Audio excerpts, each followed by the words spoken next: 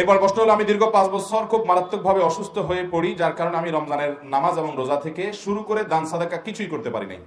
রোজার যে কাজা সেগুলো আদায় করা হয় নাই, ব্যয় দেওয়ার অবস্থাও খারাপ ছিল। এমন অবস্থায় আমার আল্লাহর হুকুম পালন যথাযথ না হয় আমার গুনাহ হবে কিনা? আমি এখনো অসুস্থ, আমার জন্য ইবাদত পালনের সহজতর কিছু পদ্ধতি বলে দিন, খুশি হব।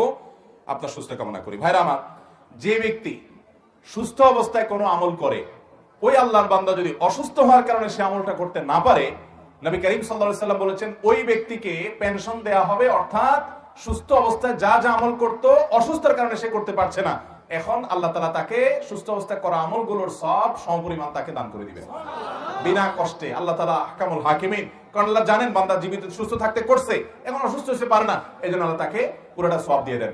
এজন্য আপনি আল্লাহর প্রতি সুধারণা করবেন, আল্লাহ আপনাকে মাহরুম করবেন না, গুনাহগার তো হওয়ার প্রশ্নই নেই।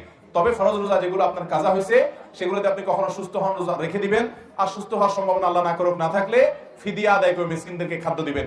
এখন সামর্থ্য না, যখন হয় তখন দিবেন, পরবর্তী দিবেন, যেভাবে দিলে আদায় হয় সেভাবে নিয়ত করে করবেন, কিন্তু আপনাকে করার চেষ্টা করতে হবে। আল্লাহর আমল করতে পারেন নাই, কোনো গুনাহ হবে না, যেহেতু আপনি অসুস্থ। আল্লাহ তাআলা বলেছেন ওয়া আলাল্লাযীনা ইউতিকুনাহু ফিদিয়াতু তাআম মিসকিন, যারা সিয়াম রাখতে পারে না তারা মিসকিনকে খাদ্য দিবে। অন্য আয়াতে আল্লাহ বলেছেন ফামান কানা মিনকুম মারিদান আও আলা সাফারিন ফাইদ্দাতুম মিন আইয়ামিন উখর, যারা অসুস্থ বা সফরে থাকে ওই সময় রোজা না রেখে তারা অন্য সময় রোজা রাখলেও আদায় হয়ে যাবে।